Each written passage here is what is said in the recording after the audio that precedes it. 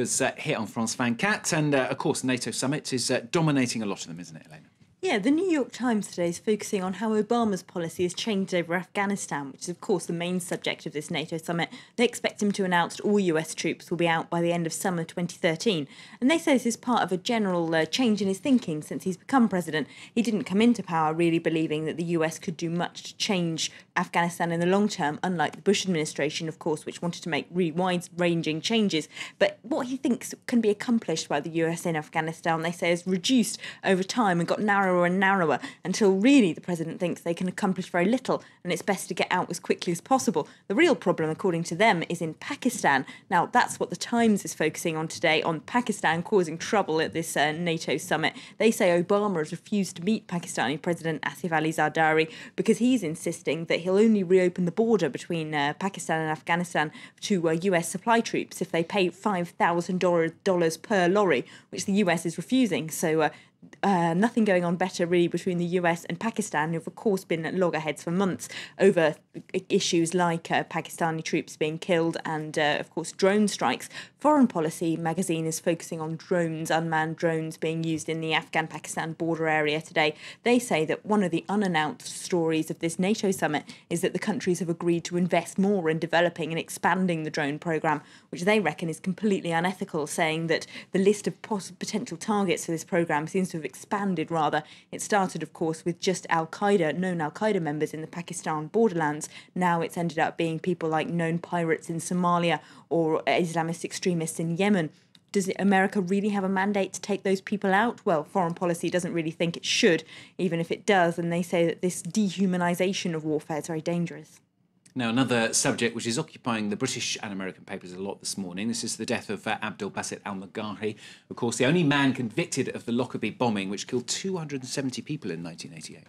Yes, PM rejects new Lockerbie inquiry as Megrahi dies, is the Guardian's front page. They say David Cameron says that as far as he's concerned, Abdel Basit al-Megrahi was the Lockerbie bomber, he was convicted, he doesn't want there to be another judicial inquiry. Thing is, the Prime Minister is far from consensus, rather, in his opinion that Megrahi was definitely the Lockerbie bomber. The newspaper says there are huge amounts of doubts over the case. Of course, people have been picking holes in this for years. Even families of the victims, at least in Britain, have long had doubts over whether Megrahi was really guilty. Of course, the families of the American victims killed on that plane have long been more convinced, and they were the ones who campaigned most strongly against his being released from a Scottish prison in 2009. But The Guardian picks out all kinds of mistakes in his conviction, saying that, for example, the chief prosecution witness mistakenly identified him and then received a large amount of cash from a mysterious source immediately after the conviction. And of course, at that time in 2001, Gaddafi was clearly looking for someone to pin this crime on to help him smooth over his relations with the West, especially with Britain, at a time when he was becoming rather more publicly, socially acceptable, if you like, with Western leaders.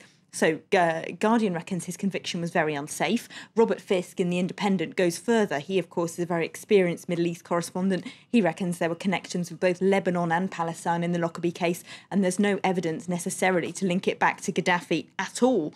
And Jim Swire, whose daughter Flora was killed in this bombing, has written a piece for The Times in which he says he's going to continue to campaign to have Megrahi's name cleared because he believes he's innocent, although that newspaper's editorial takes a very different line. It says that Megrahi's death proves that he should never have been released from a Scottish prison and that his release is a blot on the Scottish justice system.